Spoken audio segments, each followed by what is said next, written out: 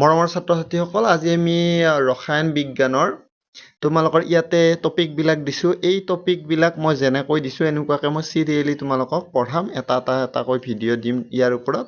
তো তোমালোকে প্ৰথমতে কি কৰিম, আমি জেনেৰেল ইন্ট্ৰডাকশ্যন এটা আমি পঢ়িম, তাতে ইম্পৰ্টেন্স এণ্ড স্কোপ অফ কেমিষ্ট্ৰিৰ বিষয়ে পঢ়িম, ৰসায়ন বিজ্ঞানৰ প্ৰয়োজনীয়তা কি আছে, ইয়াৰ পৰিসৰ কি আছে, ইয়াৰ ওপৰত আমি প্ৰথম টপিকটো ইয়াৰ ওপৰত পঢ়িম। তাৰপিছত 2 নম্বৰ টপিকটো আমি পদাৰ্থৰ প্ৰকৃতিৰ ওপৰত পঢ়িম, নেচাৰ অফ মেটাৰৰ ওপৰত।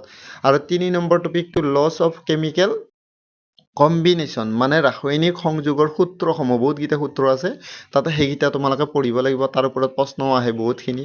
ৰাসায়নিক সংযোগৰ সূত্ৰসমূহ এতিয়া 3 নম্বৰ হৈ গ'ল। এতিয়া 4 নম্বৰ ডেল্টনৰ এটমিক থিয়ৰী, ডেল্টনৰ পৰমাণু তত্ত্বটো আমি পঢ়িব লাগিব। তাৰপিছত মৌল পৰমাণু আৰু অণুৰ ধাৰণা, এইবিলাক কি বস্তু হয়, এটমছ মলিকুলছ এইবিলাক কি বস্তু হয়, এইবিলাক আমি পঢ়িম। তাৰপিছত তোমালোকে এটমিক এণ্ড মলিকুলাৰ মাছেছ, তো পাৰমাণৱিক আৰু আণৱিক ভৰৰ বিষয়ে আমি পঢ়িম। হৈ গ'ল। তো এতিয়া তোমালোকে চোৱা, এইটো তোমালোকৰ পেজ হা, এইটো তোমালোক 2 নম্বৰ 3 4 5 6 7 এইকেইটা আছে। মৌলৰ ধাৰণা, তাৰপিছত মৌলাৰ ভৰ কি বস্তু, এইখিনি আমি পঢ়িব লাগিব।